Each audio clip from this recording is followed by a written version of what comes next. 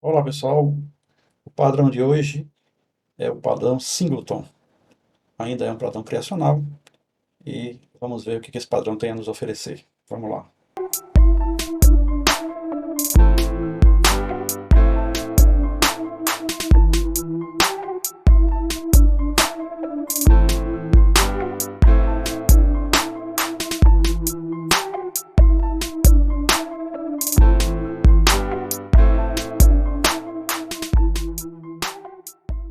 O padrão Singleton, ele é considerado muitas vezes como um anti-padrão, porque ele faz mais ou menos o contrário do que nós já vimos até aqui. Então, se nós estamos procurando mesmo para criar objetos, o Singleton é um meio de restringir a criação dos objetos, ou seja, você vai exatamente na contramão dos outros padrões que nós vimos aqui. Então, o Singleton é um padrão de projeto, ou um padrão de projeto de software, ou um antipadrão, como queira, que garante a existência de apenas uma instância de uma classe, e mantendo, obviamente, um ponto de acesso a esse objeto. Então, desta forma, nós evitamos problemas relacionados à criação de objetos, à proliferação dos mesmos e ao uso excessivo da memória. Quais são as vantagens? Vocês podem ver aqui. Primeiro, as vantagens são permitir o controle sobre como e quando os clientes acessam a instância. Várias classes singleton podem obedecer à mesma interface, permitindo que um singleton em particular seja escolhido para trabalhar com uma determinada aplicação em tempo de execução. Com apenas uma implementação interna, o singleton pode fazer com que o singleton crie um número controlado de instâncias. É mais flexível do que métodos estáticos por permitir o polimorfismo. Então, essas são as vantagens alegadas para o padrão Singleton. As desvantagens também alegadas para esse padrão desvantagem relacionada ao acoplamento, né? Então, você estará acoplando o seu código a uma implementação estática específica. Isso faz com que o seu código fique dependente desta classe, impede, por exemplo, criar mocks em testes unitários e coisas do gênero. Se você, por alguma razão, decidir que para um determinado componente da aplicação você precisa de outra implementação, terá que fazer todas as alterações manuais nas diversas classes. O padrão também é alegado que o padrão Singleton promove uma falsa segurança. Não existe apenas uma classe JVM no Java, por exemplo. Então, o conceito de carregamento de classes é feito por classe loader.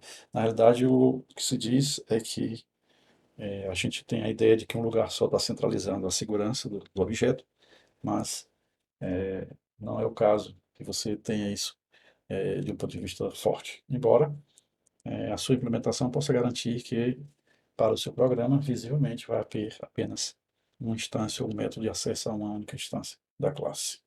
Não tem o que ver do ponto de vista da OML, é uma classe única, e a questão dessa classe única é que ela, perdão, é uma instância única, né? Então nós temos uma classe que só permite que seja feita uma instância da mesma. Então seria uma classe singleton, cuja instância é um valor único para todo o seu sistema. Então vamos ver agora a implementação. Existem várias formas de você fazer o padrão singleton ou implementar o padrão singleton na linguagem Python. Você pode usar através de decorators, você pode usar através de uma classe base. Nós vamos fazer um método bem elegante aqui usando metaclasses.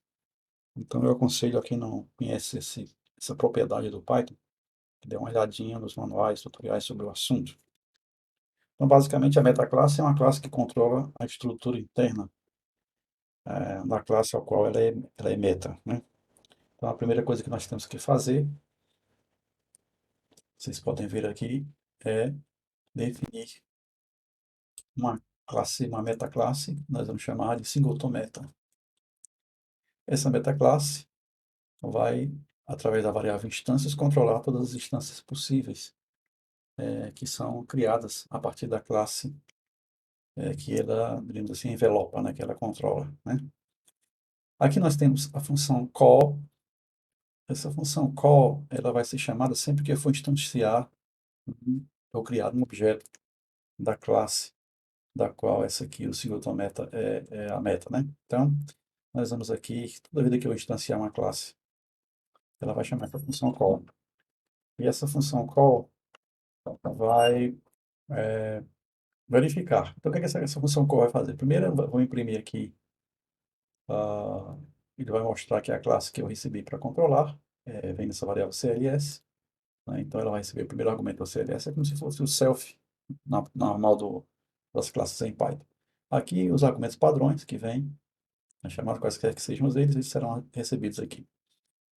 Então, ele vai imprimir que é a classe recebida, vai mostrar qual foi a classe que ele recebeu. Agora ele vai verificar se essa classe, esse objeto que ele recebeu, né, não estiver nas instâncias, na lista de instâncias. Nós acabamos de criar aqui uma lista de instâncias. Aqui em cima está aqui a lista de instâncias, né? Na verdade é um dicionário. Então, se ele não tiver nas instâncias, né, o que vai acontecer? Ele vai criar uma nova instância. Existem várias formas de criar instâncias. No Python, a forma mais simples é simplesmente chamar a função, chamando o próprio nome da classe. Mas você também pode chamar a função call da superclasse. Então, nós vamos chamar a função call da superclasse, passando todos os argumentos necessários. E o que vai estar aqui em instância é uma instância da classe, a qual essa classe aqui que nós estamos trabalhando é a meta. Bom, ele vai pegar e vai colocar essa instância no dicionário, que contém todas as instâncias da classe, naturalmente, e vai retornar essa instância. Agora, o que acontece aqui? Se ele não estiver nessa instância, ele cria uma instância e coloca essa instância na lista. Se ele não estiver. Se ele estiver, ele não faz nada, retorna simplesmente a instância. Observe que não existe nenhuma fórmula aqui, nenhum mecanismo de você colocar duas instâncias dentro do dicionário das instâncias. Então, não há como ter mais de uma instância aqui. Então, esse dicionário vai conter a instância referenciada pela instância que a gente acabou de receber, e ela própria, né? Então, não há como sair daqui. Bom, agora nós temos a classe principal. A classe principal vai ser a singleton. Nós vamos definir a classe singleton. E dentro da definição da classe singleton, nós dizemos que a singleton meta é a metaclasse dela. Bom, e aqui a classe está criada. E aqui nós colocamos os métodos comuns da classe, seja lá quais forem os métodos comuns da classe.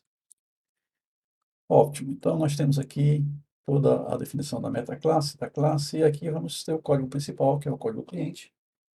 No código cliente, nós vamos simplesmente criar duas instâncias, dois objetos da mesma classe, singleton, e vamos verificar se elas são diferentes. Se elas forem iguais, a gente vai receber uma mensagem, olha, como as referências são iguais, então nós estamos apontando para a mesma coisa, é a mesma classe. Então, aqui ele vai imprimir, olha, o singleton funciona, ambas as variáveis contêm a mesma instância e mostra os números as identificações das instâncias. Se forem diferentes, ele vai dizer, ó, o singleton falhou e as variáveis são instâncias diferentes, mostra efetivamente os números das instâncias. Então, essa é digamos assim, a nossa fórmula básica para construir um padrão singleton usando o Python. Obviamente, você não é obrigado a seguir isso aqui, pode seguir como você achar melhor, desde que garanta que não haja criação de múltiplas instâncias para uma mesma classe. Então, vamos aqui executar. Então, na execução, o que é que aconteceu?